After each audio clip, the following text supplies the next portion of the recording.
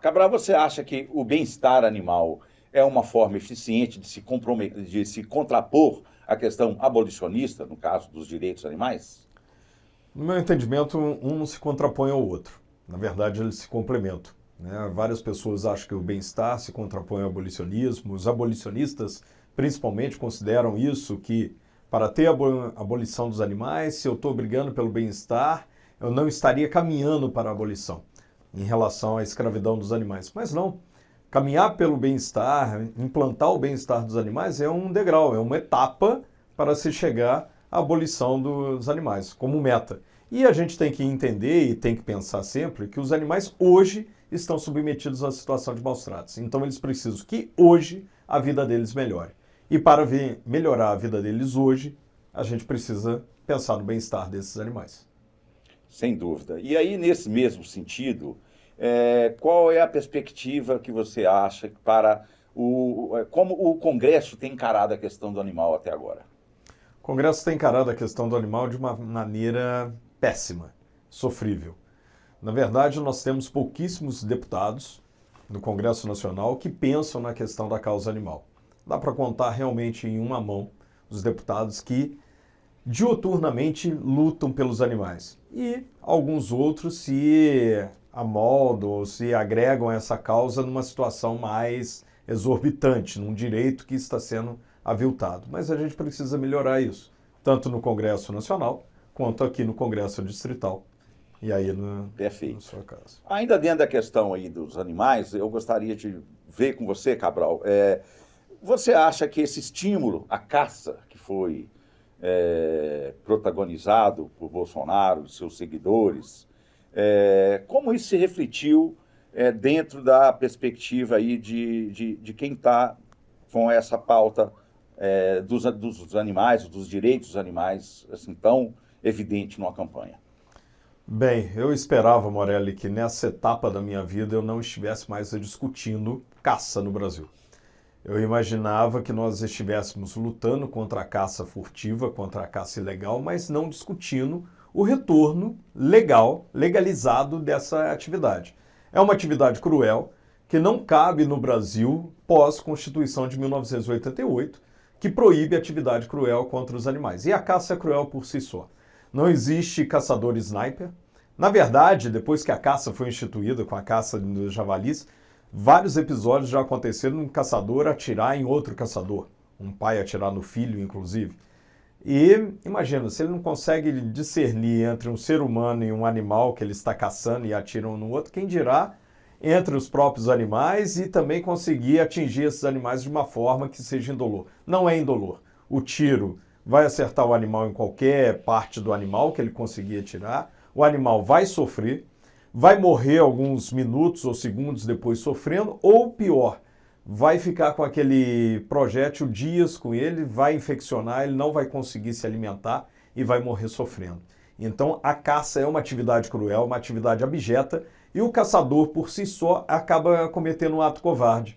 Ele não conseguiria chegar. O caçador é aquela pessoa que não tem coragem de enfrentar um animal feroz, no mano a mano, e uma pessoa que também não tem velocidade para conseguir chegar perto do animal.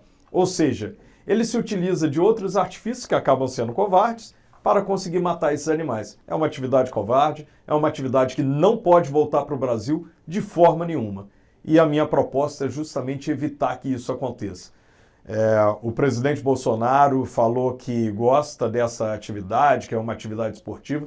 Não é esporte quando um dos lados não tem o mesmo direito de se defender que o outro lado. Isso nunca foi e nem será uma atividade esportiva. É uma atividade cruel. Não tem regra, né? Não tem regra, exatamente. A regra é o seguinte: eu utilizo, como ser humano, todos os equipamentos e tudo que eu puder para te matar e me divertir com essa morte. Isso não é esporte. Perfeito, Cabral. E, Cabral, você acha que essa perseguição do Bolsonaro contra o IBAMA é só o ressentimento por uma multa ou você acha que tem muito mais coisa por trás disso? Então, eu imaginava que esse fosse um ressentimento especificamente contra você por tê-lo multado. E até achava interessante porque ele não entrou com uma ação para a continuidade da pena em relação àquele sujeito que deu a facada nele. Eu ficava pensando assim, poxa, ele tem mais ressentimento de quem o multou do que de quem deu uma facada nele. Cabral, você acha que essa perseguição implacável de Bolsonaro contra o IBAMA decorre apenas daquela multa que ele recebeu em 2012, ou isso embute coisas mais complexas, coisas mais que não estão tão evidentes assim? Morelli, eu achava isso inicialmente, né, que isso decorreria da multa que você aplicou no Bolsonaro e, em razão disso, ele tivesse esse ranço, esse rancor com o IBAMA. Mas começou a ficar esquisito quando me pareceu que ele tinha mais raiva de ter sido multado do que da pessoa que o esfaqueou.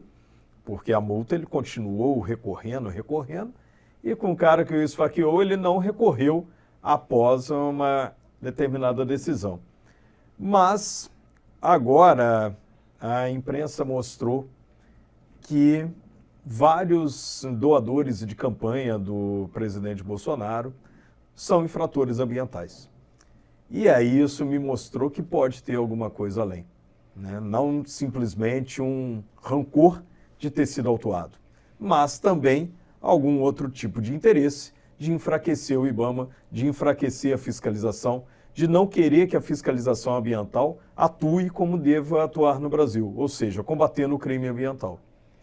E isso fica até um pouco evidente quando a gente vê essa questão do garimpo, principalmente, né?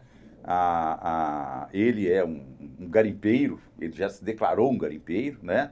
E naquela região amazônica ele tem, de fato, uma porção razoável do eleitorado ali como seus apoiadores.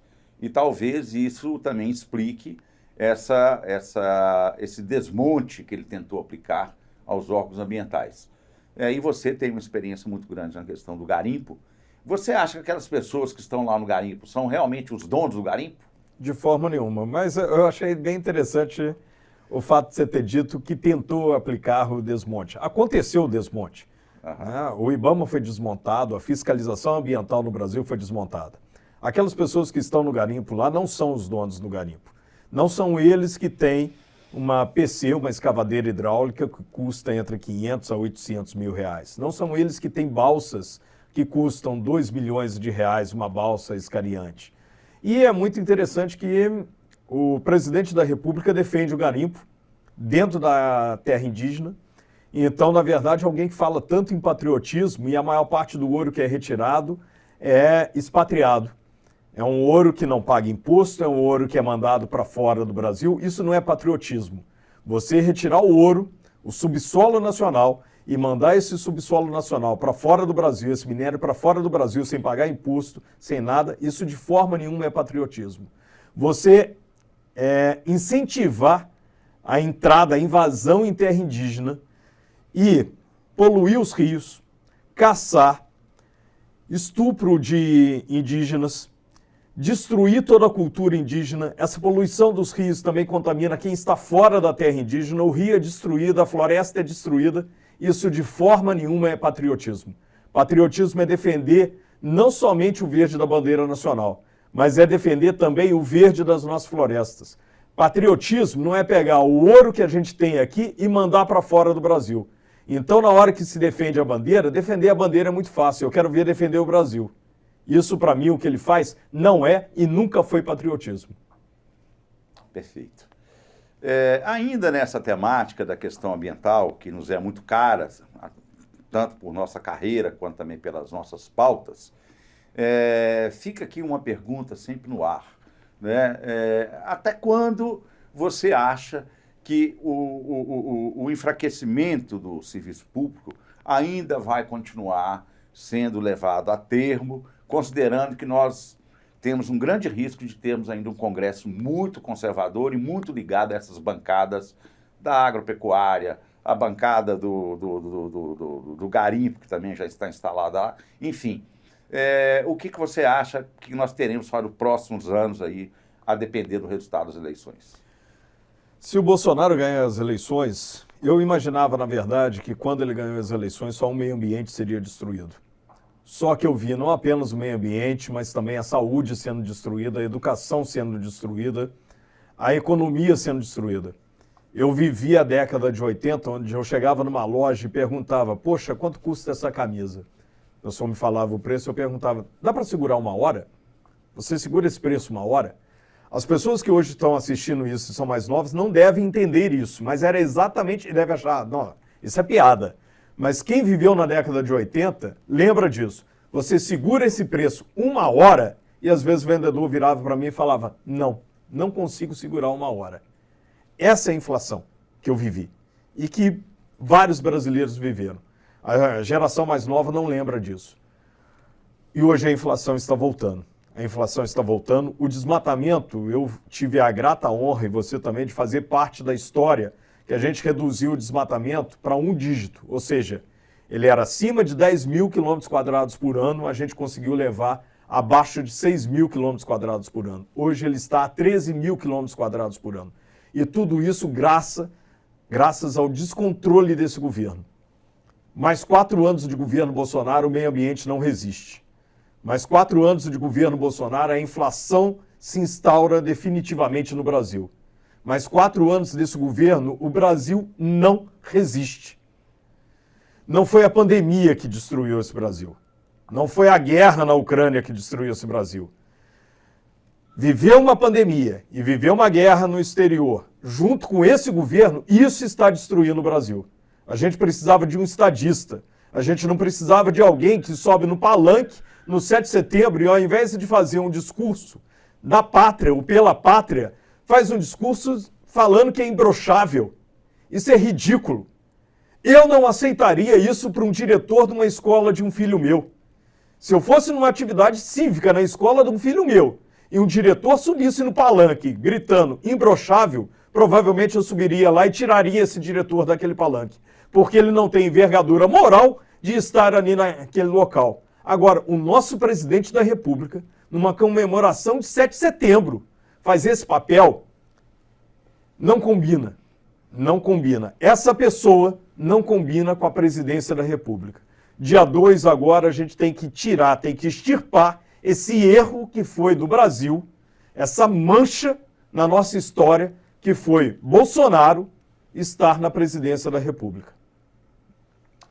Ok. E para finalizar, Cabral, a gente sabe que as suas pautas são basicamente a questão ambiental e a fauna, né? Mas o que você acha que é mais relevante hoje na sua proposta como forma de já dar um novo direcionamento para as questões ambientais no país, uma vez eleito?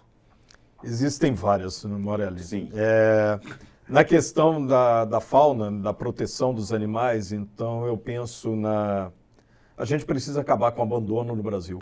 E acabar com o abandono significa nós termos registro dos animais, cães e gatos que existem no Brasil, significa programas de castração, significa uma política de adoção ao invés de compra, significa proibir a venda de animais em loja, porque animal não é mercadoria, não pode ser vendido em loja. Se alguém quiser comprar cão ou gato, que vá no criadouro para pelo menos ver como o criador funciona e não se envolver com fábrica de filhotes. A gente precisa tipificar o tráfico de animais no país e responsabilizar de uma forma séria e grave os traficantes para esse crime acabar. A gente precisa evitar que a caça retorne ao Brasil e, para isso, precisa ter pessoas no Congresso Nacional comprometidas com a proteção animal. Isso na parte de proteção animal. Na parte ambiental, a gente precisa instituir o desmatamento zero. Não precisa nenhuma árvore mais ser derrubada para o agronegócio continuar trazendo dividendos para o país. A gente precisa instituir a moratória do IP antes que aconteça com o IP o que aconteceu com o Mogno. A gente precisa instituir o licenciamento de motosserras, precisa instituir o rastreamento de caminhões e de balsas toureiras, precisa instituir também a questão relacionada na questão ambiental de um licenciamento onde o empreendimento não seja o responsável direto pelo pagamento das consultorias e aí da isenção às consultorias de realmente poder falar se aquele empreendimento, se aquele licenciamento ambiental, se ele é válido, se ele não é.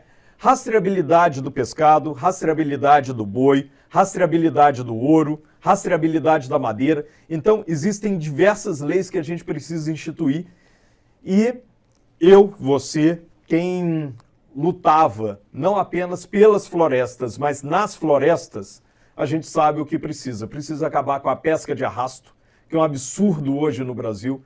Então, são várias questões que a gente precisa instituir. E junto a elas, eu trouxe mais uma pauta para a minha campanha, que eu percebi que essa foi a pauta que fez frente, inclusive, ao desmandos deste governo. A gente precisa da autonomia do serviço público. O serviço público não pode estar subordinado a vontades políticas.